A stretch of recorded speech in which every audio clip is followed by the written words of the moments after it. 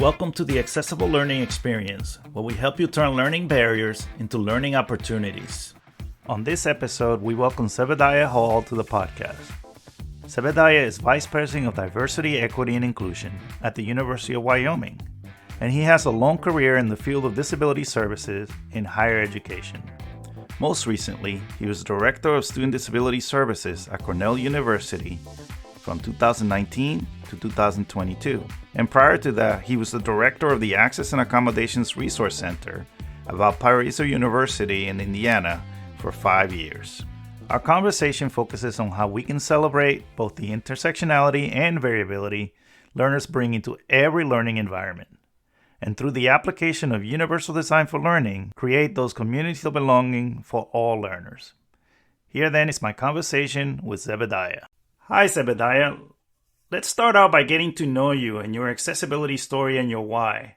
What motivated you to pursue this work that you do, and what experiences have shaped your perspective on that work? Happy to be in space and time with you. Zebadiah Hall, identify as a Black man, use he, him pronouns. Really salient question about why I do the work or how did I get into the work. Ever since I was born, my father's been on disability. And so doing disability work and working with disabled people has always been a part of my life. Before I even realized it was part of my life, where it really became noticeable to me is when I was in middle school and my father would drop me off for practice or pick me up for practice. And they were kind of joke and tease me like, why is your dad always picking you up? Where's your mom at? And I was like, my mom's at work. And it wasn't until that time frame until I got into middle school to truly understand that my father was disabled and was on disability and my mother was the breadwinner, which during that time with most of my friends, the father was the breadwinner and the mother was the one picking up my peers and dropping them off. And so that's where it really came from. And then understanding the dynamic of me being a Black male and what oppression looks like, that makes me do the work that I do and continuously do the work. But there's a direct connection with the disability because my father was on disability. And then some of my uncles and aunties had disabilities, and some of my other cousins and peer groups also have disabilities. And that's where it actually came from, and that's where it stems from. Thank you so much for sharing that and being vulnerable with us and sharing that part of your experience that I didn't know about. And as you just mentioned, you have a history, not only of personal experience with disability, but also in your many professional roles. You've held leadership roles in disability services. And I know that many of our audience members who listen to this podcast have similar roles in disability services. So in that role, you've brought UDL into the work of the Disability Services Office. And I don't know about you, but I found that often people don't make those connections between disability services and accommodations and universal design for learning. And I know that that's something that's near and dear to your heart, is making those connections between those concepts. So can you share some insight with our audience about how you think about those things and how you bring them together in your work? Definitely, and really, really important question. I'll start not talking about that and loop back around, but one of the things, I played college basketball. My coach used to always say, point the thumb, not the finger, because the thumb points at you and the fingers points at other people. And so one of the things when I think about that concept and pointing at me, and when I think about disability support services and disability resource offices, we're always going to faculty and saying you need to use UDL. We're going to our project managers and facilities and saying you need to use UD. We're never looking at ourselves and the barriers that we pose for students to utilize our services. And that's one of the reasons I kind of say point the thumb and not the finger, because we need to point at ourselves. We need to engage with ourselves and our policies, our procedures, and our disability offices. And what are we doing to create barriers for students not to access our services? A great example of that would be some places you have to have a meeting with somebody in a disability office to receive accommodations. Well, we're in a day and age where all students don't want to meet with all people. And sometimes our identities themselves are barriers to other people utilizing our services. And so how do we actually look internally at our process, policies, and procedures, and then try to apply UDL to those principles? And how do you do it in such a way that you are reaching the marginalized identities, but you're also doing it in a way that it's taking care of the staff that's actually determining accommodation, because that work is really hard too. And so some of the things that we did was we took our names off accommodation letters.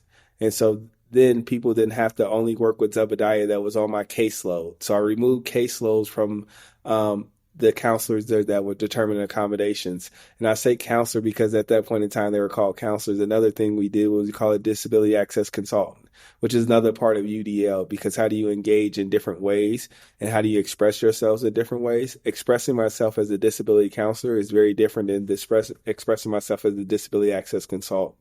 So we did title changes, we looked at job description, and then we looked at our processes and procedures. And what we tried to do was say, where within our processes, where within our procedures are there barriers for our students to receive our services? Case in point, medical documentation sometimes is a barrier. And so how do we look at medical documentation? How do we put that through the lens of UDL so we can engage with our students that have medical documentation, engage with our students who do not have medical documentation? Another thing was looking at our meetings. If we meet with every student, we have a load of 6,000 students that we work with. It was going to be impossible to meet with all those students in the first couple of weeks. Using Universal Design for Learning, we gave students different ways to engage with our office. So now we're going to only meet with the students that need to meet with us. And the students who do not need to meet with us will still receive their services. And so really taking a critical lens and looking at yourself, policy, procedures, and processes, and then saying, where are the barriers at? Now that we know that this is the barrier, how do we use UDL to make sure that our students, staff, and faculty can engage with our services? Well, thank you so much, Zebadiah, for all that helpful information. And I love how you're really braiding. I like that idea of braiding these concepts together of universal design for learning, access, accessibility, and equity. And I know that you've had a transition recently in that you're now the first full-time Vice President of Diversity and Inclusion at the University of Wyoming. First of all, congratulations on that. That's amazing. What experiences really prepared you for that role? And you've already spoken about that a little bit, about your personal experiences, but what has surprised you the most about the work that you're doing now? And explain to our audience more what your role entails at the University of Wyoming. Yeah, really, really great question. I think one of the things that's really important is understanding that universal design and UDL are frameworks of equity, are frameworks of inclusion, are frameworks of justice. Being in the role currently as a vice president, and thank you for the kind words as well, but being in this role as a vice president gives me a chance to elevate the work that I was currently doing and do it on a larger scale. One of the things that we used to talk about a lot in disability services is intersectionality. And no person is one identity. And so when we're trying to work on this, and now I'm doing it at the vice president level, I get to take that same intersectionality principle. I get to take that same UD and UDL principles conversation at a larger scale. And that gives me the ability to work on things and help others out. For example, when we think about individuals that have to do certain things, there might be times where they have to do field work. And in that field work, you need certain equipment, where our lower socioeconomic students can't afford that equipment. And so we have less students going into those majors. As the VP of DEI, maybe I can get funding in that space. The intersectionality of lower socioeconomics individuals being in the STEM field, that intersectionality piece there, now I can get funding to support lower socioeconomics. So still using the UDL, still using the universal design for universal design, still looking at intersectionality to do this work at a really high level.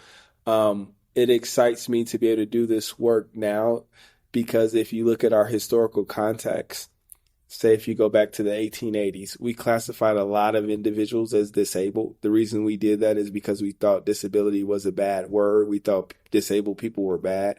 Disabled people aren't bad, and disability isn't bad.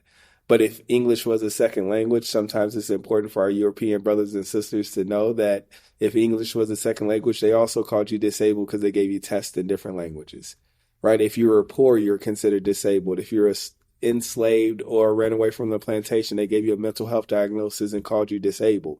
And so the reason it's important for people to understand that historical context is because we will allow people to utilize those same principles to our marginalized and minoritized identities, and those individuals will not have access to participate. And sometimes we don't bring disability in the overall conversation of diversity, equity, inclusion, and disability give us a lens through intersectionality to talk about some of these things. And I try to utilize that in the work that we do now.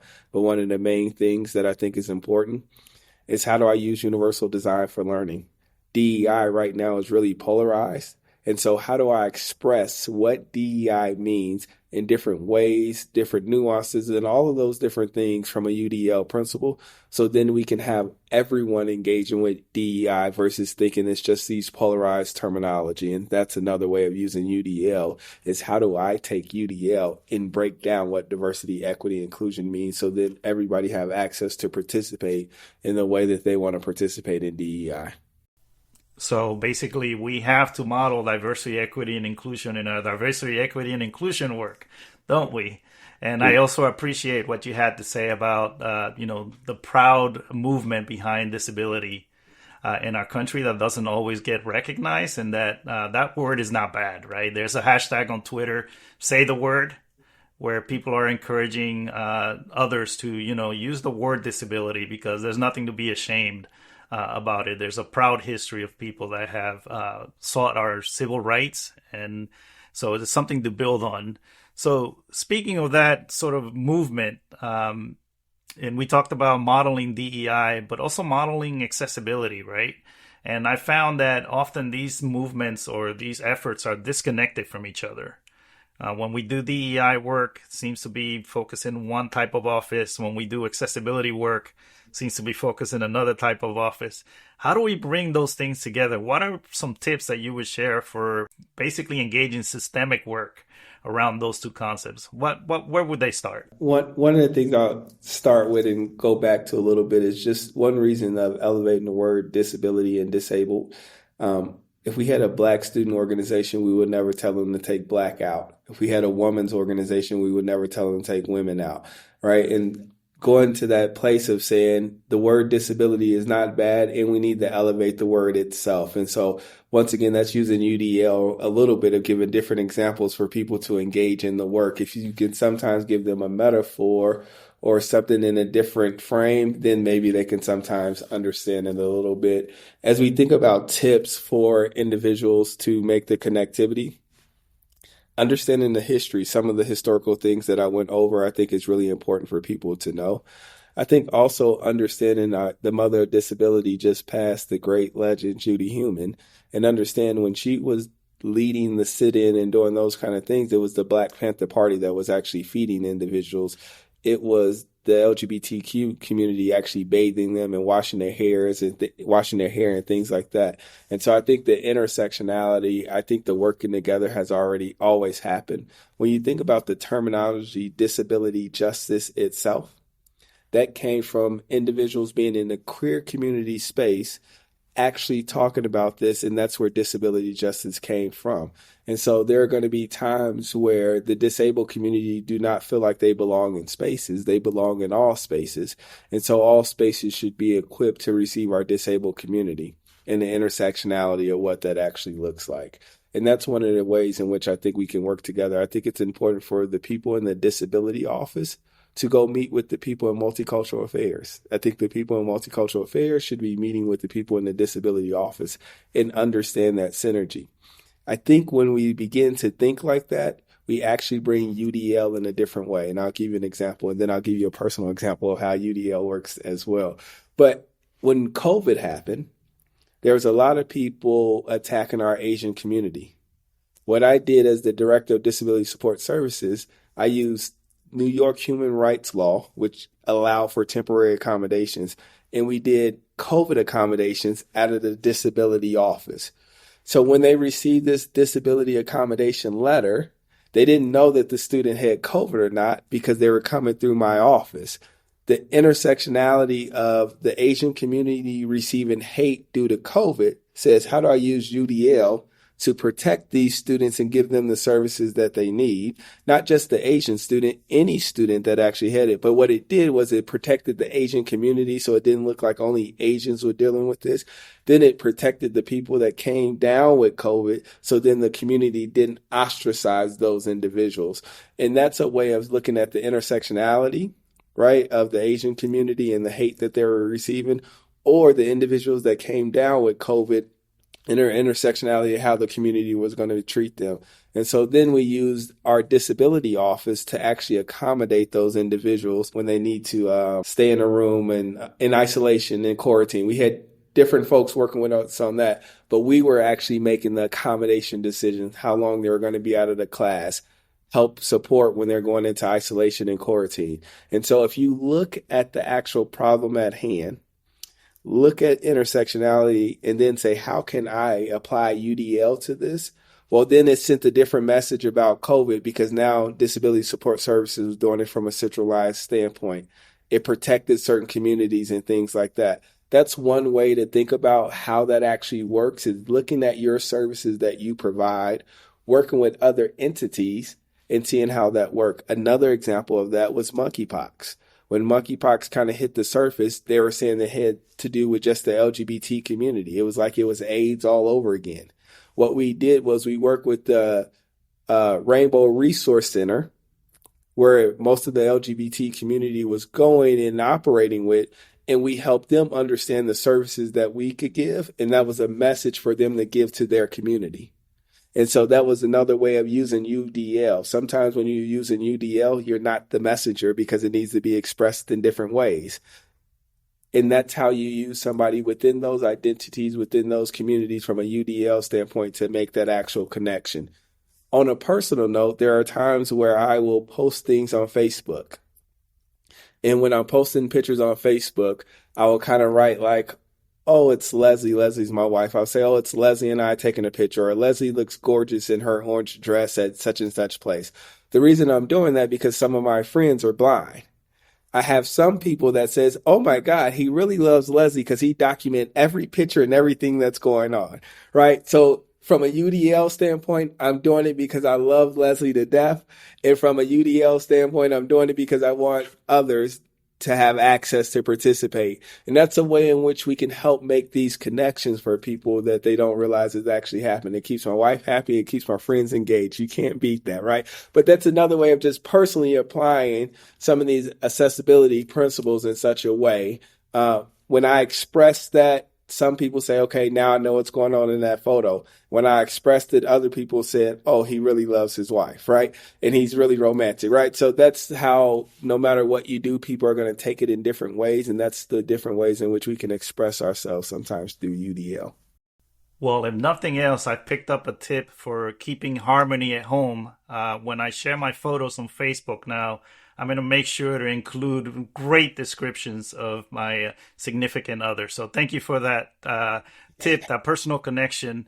And I want to go back a little bit. Again, we're going to practice UDL, right, as part of this podcast. And we've used the term intersectionality a number of times. But there may be people in our audience for whom that term is new. So we want to make sure that we define that term.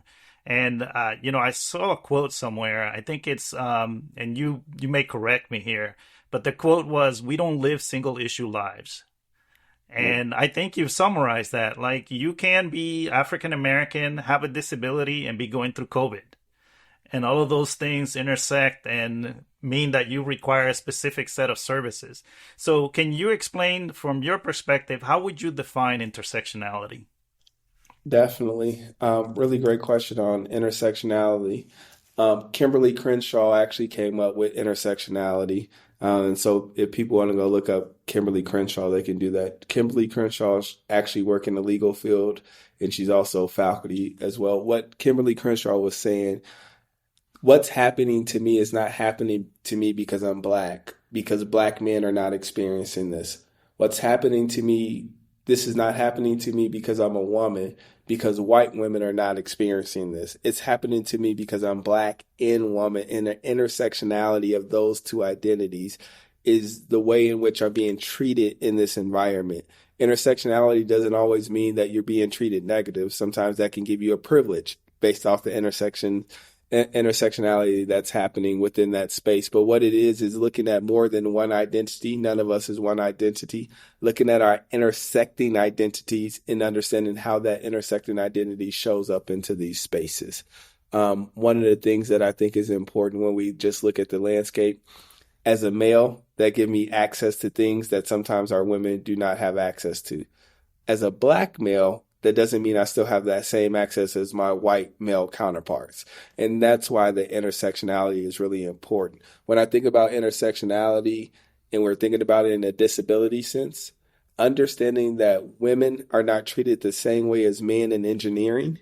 And if we're not looking at the intersectionality of that, we might never be able to accommodate that woman. And what I mean by that, sometimes we might just put accommodations in place, not recognizing it's the environment itself that are posing the barriers or exacerbating that condition.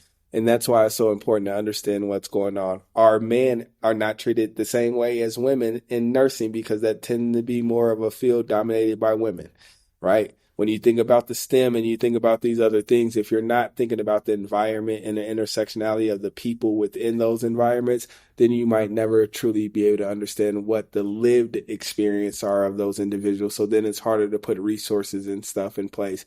If I wanted to only look at UDL and I didn't look at intersectionality, I would put a lot of things in place that didn't work for individuals. And that's what's really important. I think when we are the education system in general, we try to teach to the average student. There's no such thing as an average student. And that's what's really hard. I could be average height, but my arms aren't average length. And if we taught to the edges, we will then teach to everybody and then the individuals in between. And I think that's something that intersectionality gives us the ability to think about is how do we teach to the margins and not teach to the average because nobody's actually average. Right. It's a myth that there's an average, and we need to keep that into consideration when we design environments because, as you said, the barriers are in the environment. And I think you bring up a great point. We often think of just the physical barriers in the environment, but there are things like stereotype threat.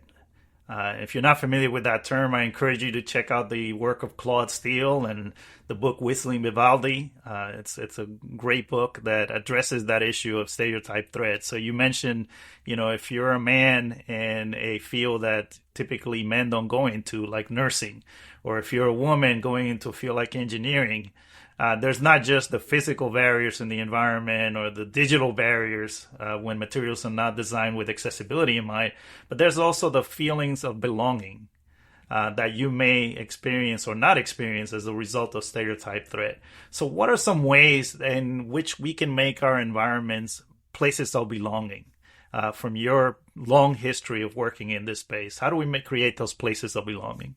I think, once again, I know we keep talking about UDL, but I think UDL and looking at our policies and procedures and applying UDL to our policies and procedures.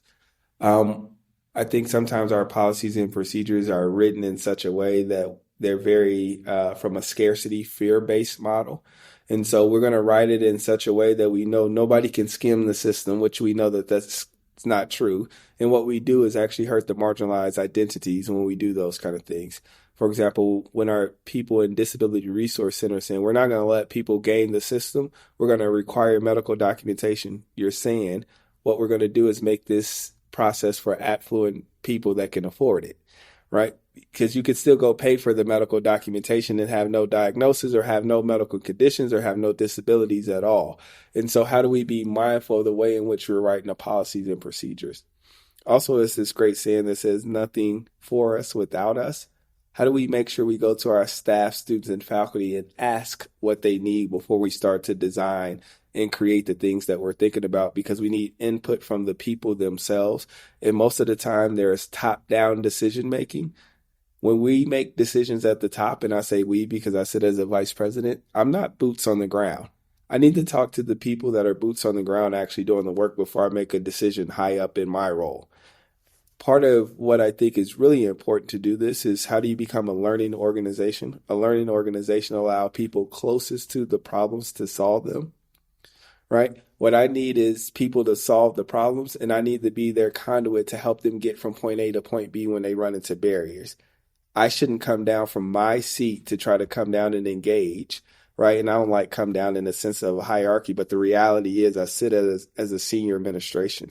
The last thing I need to do is show up in spaces and tell people what to do. I need to show up in spaces and ask questions and give space and time for people to articulate what their needs are and then work with them to co-create solutions. And I think sometimes we're not doing those kind of things. The only way that you can truly do UDL is to engage other folks to understand how they want to express themselves and all of those kind of things. And I just think sometimes we fail to do those things. And so how do we actually go out, engage the people, engage the community, ask them what their needs are, and then co-create solutions with them? I think that's one of the biggest ways in which we can do that. It also gives us the ability, right, that has power to make decisions or have power over resources, to hear that information in a different vein. UDL all over again, right? So UDL is through and through everything. It's not me just coming in to do UDL. When I hear from other people, I'm allowing UDL to actually be modeled. And that's what I think is also important, is for us to model it. You keep saying we're modeling UDL. How do we actually model it in practice? You go to people and ask them what they need before you co-create, because that gives you ability to know that there's a problem, but you hear that problem from a very different way.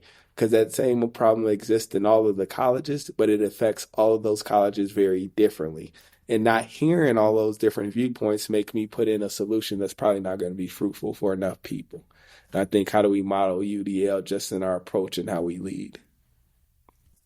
Yeah, I hear the words co-creation and I hear the words engagement. And too often we miss that part of UDL, that UDL is a process of co-creation.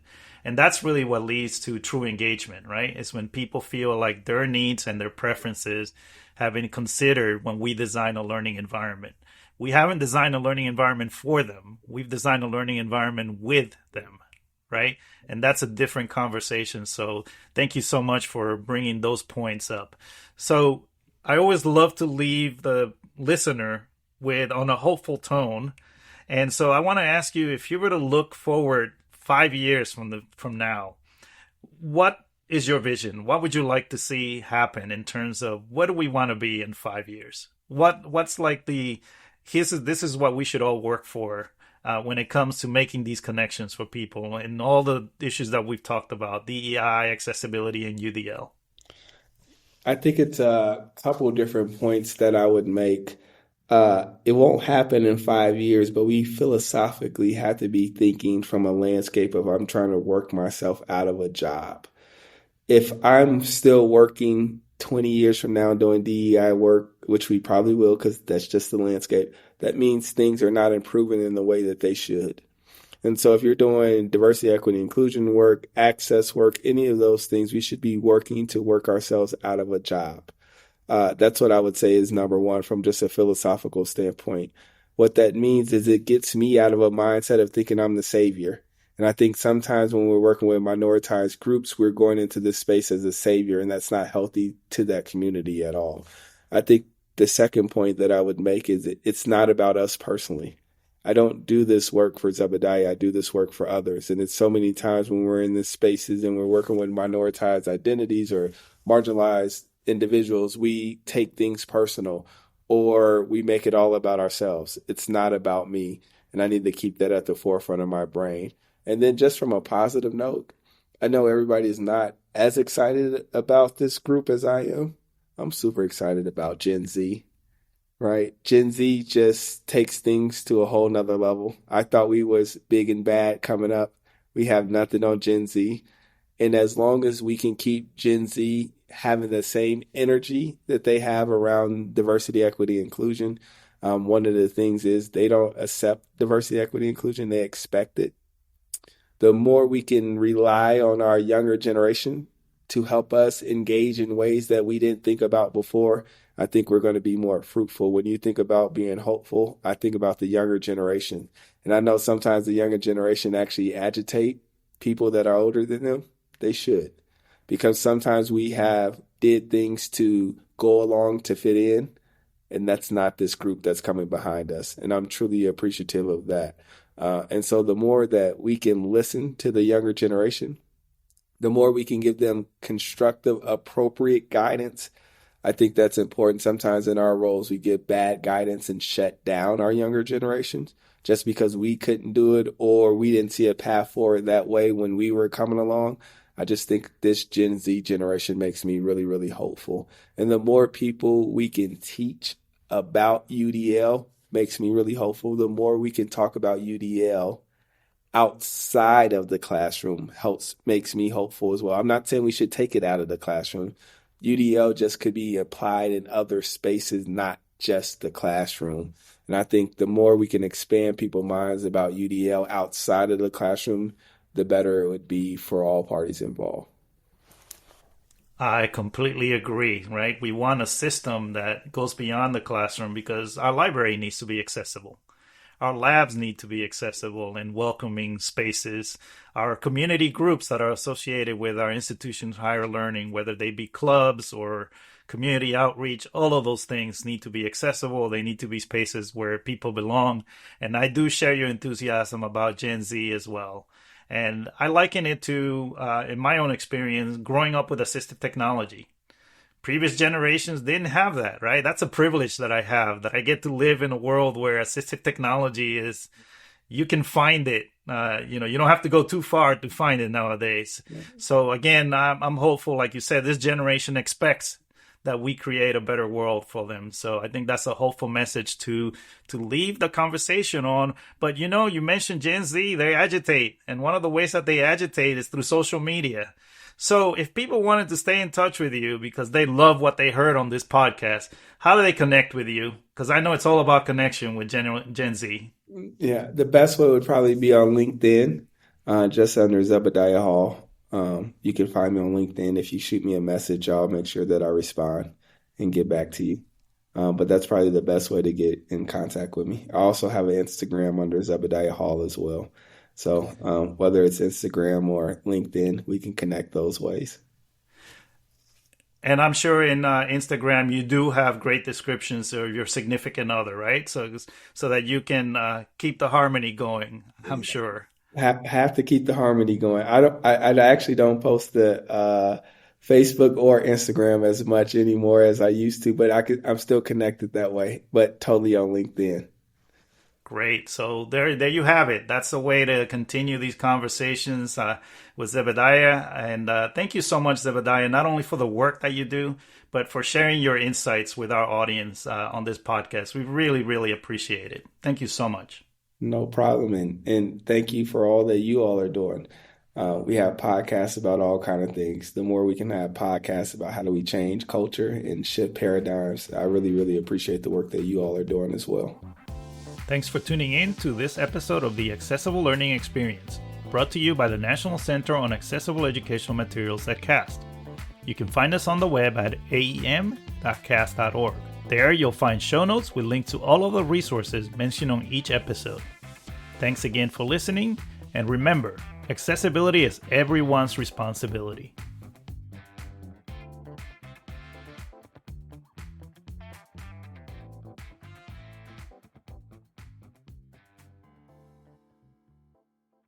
The contents of this podcast were developed under a cooperative agreement with the U.S. Department of Education. However, those contents do not necessarily represent the policy of the U.S. Department of Education, and you should not assume endorsement by the federal government.